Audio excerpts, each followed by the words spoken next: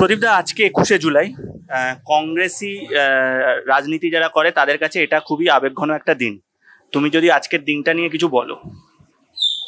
দেখো, আজকের ডেটে পশ্চিম বাংলায় সাধারণ মানুষের অভিযোগ কোথায়, বিরোধীদের অভিযোগ কোথায়?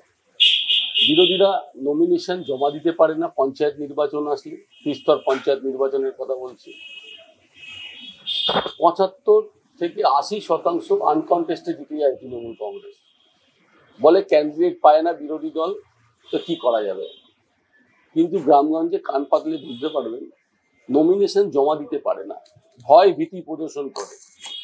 যুব কংগ্রেসের আন্দোলন 93 সালে 21শে জুলাই কেন হয়েছিল? বামফ্রন্টের সময়ও একই কেস হয়েছিল। নির্বাচনে ভোটে সাধারণ মানুষের গণতান্ত্রিক অধিকার প্রয়োগ করতে পারত না। কি পঞ্চায়েত নির্বাচন, কি বিধানসভা নির্বাচন, কি লোকসভা নির্বাচন, এক একটা জেলা এক একটা নেতা ইজারা নিয়ে নিয়েছিল। ফলে যুব কংগ্রেসের আন্দোলন ছিল মানুষের গণতান্ত্রিক অধিকারটাকে ফিরিয়ে দেওয়ার জন্য। ফিরিয়ে দিতে হলে কি হতো? একটা পরিচয়, ভোটের পরিচয়পত্র, যাতে মানুষ নিজের বুথে গিয়ে নিজের ভোটটা নিজে দিতে পারে। আজকে দেখুন কি অবস্থা। সেই দিনে রাইটার্স অভিযান মমতা বন্দ্যোপাধ্যায় প্রদেশ কংগ্রেস যুব কংগ্রেসের সভানেত্রী ছিলেন। তার ডাকে সারা বাংলা থেকে কংগ্রেসের কর্মীরা এসেছিল। এসে নো আইডেন্টিটি নো ভোট, পরিচয়পত্রের দাবিতে পরিচয়পত্রের মাধ্যমে নির্বাচন করতে হবে, এটাই দাবি ছিল রাইটার্স বিল্ডিং মহাকরণ অভিযানের ডাক। তখন আমরা কলেজ ছাত্র পরিষদ শেষ হয়ে গেছে, যুব কংগ্রেস তখন জেলার সম্পাদক আমি, মমতা বন্দ্যোপাধ্যায় প্রদেশ যুব কংগ্রেস সভানেত্রী। তো আন্দোলন যখন চলছে সেই সময় পুলিশ এই শান্তিপূর্ণ আন্দোলনের উপর গুলি চালিয়েছে। এই গুলি চালানোর ফলে টপাটপ 4টে পয়েন্টে আমাদের জমায়েত ছিল। 4টে পয়েন্টেই পুলিশ গুলি চালিয়েছে। গুলি চালানোর ফলে কংগ্রেসের কর্মীরা রাস্তায় লুটিয়ে পড়ল। 13 জন কংগ্রেসের কর্মীকে আপনারা মৃত দেখছেন। বহু মানুষ আহত হয়েছিল।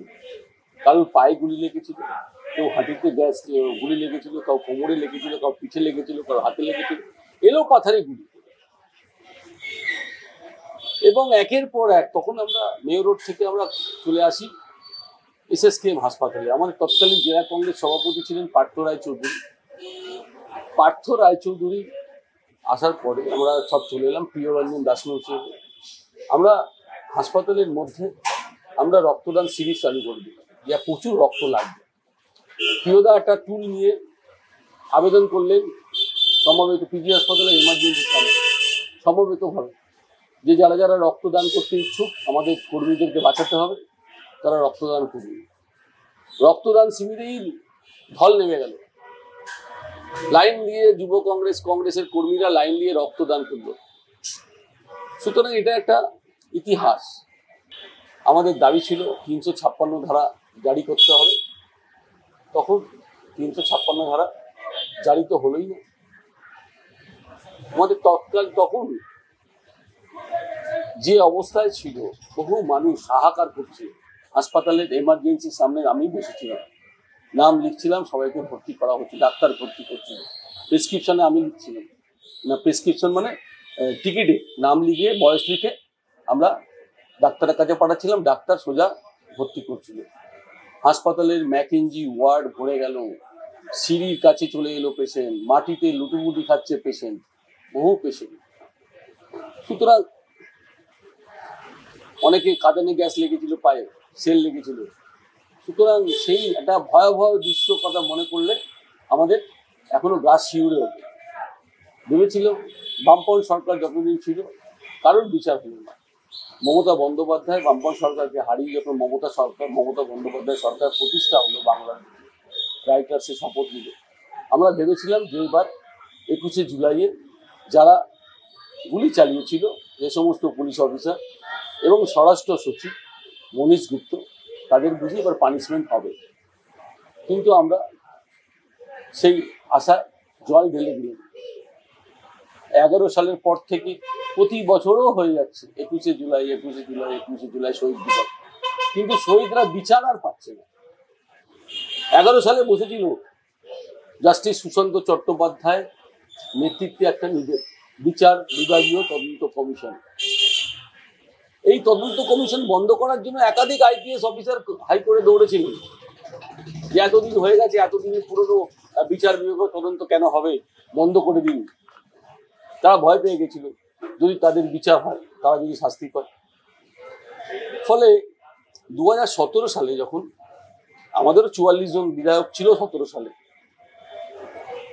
যে নির্বাচনের এই কি বলে তদন্ত কমিশনের রিপোর্ট মমতা বন্দ্যোপাধ্যায়ের কাছে জমা পড়ল। সবাই ভেবেছিলাম যে এই রিপোর্টটা হয়তো বিধানসভায় পেশ করা হবে, বিধানসভায় জানানো হবে সমস্ত দলকে যে কারা দোষী। দেখলাম বিধানসভায় 17 সালে এটা পেশ করা হয়নি।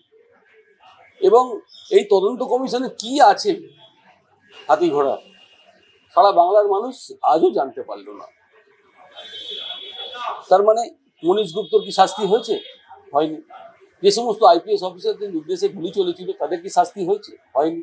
তাহলে 13 জন শহীদ বিচার পেল না। তাহলে প্রতি বছর এই শহীদ দিবস পালনের ডাক দেওয়া হয় কি কারণে? আজকে তারা তো চেয়েছিল মানুষের ভোটাধিকার প্রয়োগ করা হোক, মানুষের গণতান্ত্রিক অধিকার প্রয়োগ করুক, এই দাবি তো তাদের ছিল। আজকে কি মানুষ গণতান্ত্রিক অধিকার প্রয়োগ করতে পারে? সারা বাংলার মানুষ ভোট দিতে পারে, নমিনেশন জমা দিতে পারে, ত্রিস্তর পঞ্চায়েত নির্বাচনে নমিনেশন জমা পড়ে? তাহলে তাদের এই আত্মবলিদানটা ব্যর্থ হয়েছে। সেদিনও বামপন্থ সরকার যা করতো আজকেও তৃণমূলের কংগ্রেসের সরকার তাই করছে। তাহলে পানিশমেন্টটা হলো না। 13 জন যুব কংগ্রেসের যে হত্যাকাণ্ড, 250 লোক যে আহত হয়েছে, নির্বিচারে গুলি চলেছে, কাঁদানে গ্যাস 350 রাউন্ড কাঁদানে গ্যাস চলেছে। তদন্ত কমিটির রিপোর্টটা তো প্রকাশ্যে আসুন।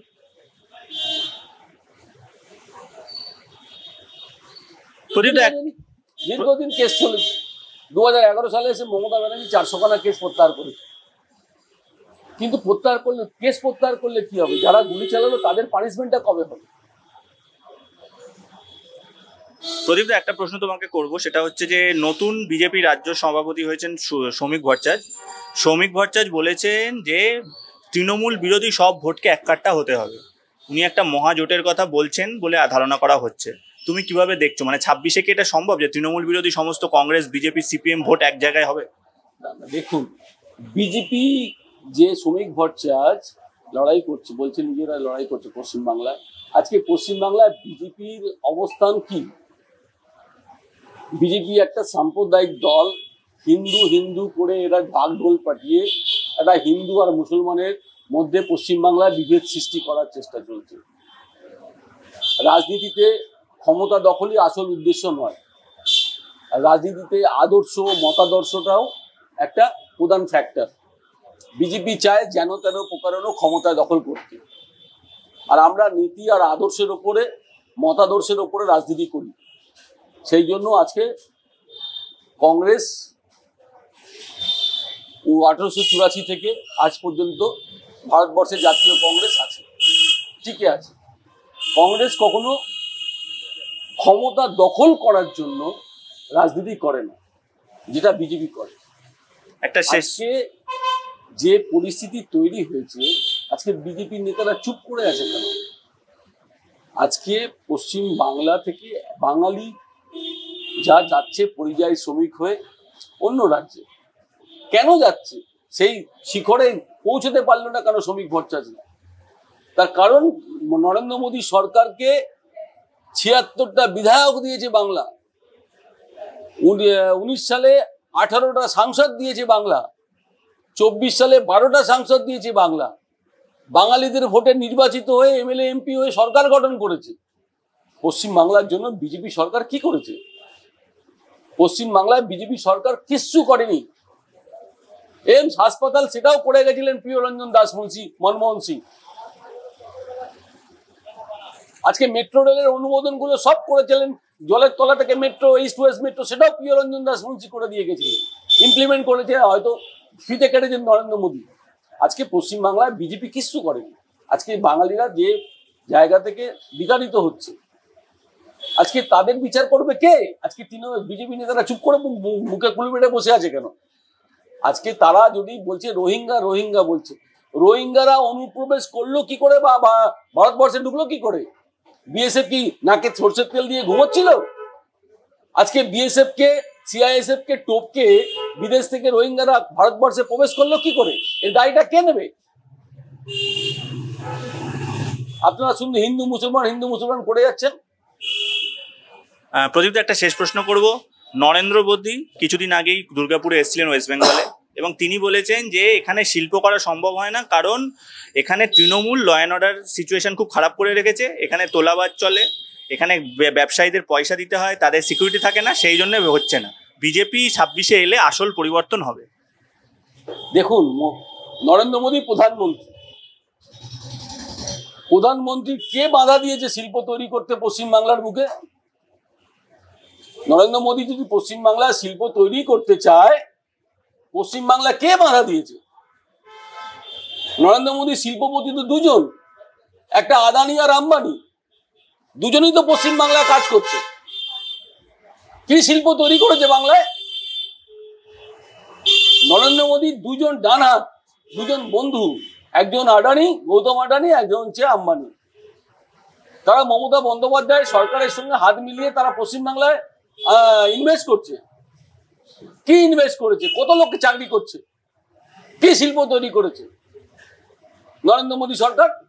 কে বাধা দিয়েছে? কে মাথার দিব্যি দিয়েছে যে আপনি পশ্চিমবাংলায় শিল্প তৈরি করতে পারবেন না, তার জন্য মমতা বন্দ্যোপাধ্যায়ের অনুমতি লাগবে? আমরা ধিক্কার জানাই নরেন্দ্র মোদী এই ধরনের জঘন্য রাজনীতি করার জন্য। Thank you Pradip the.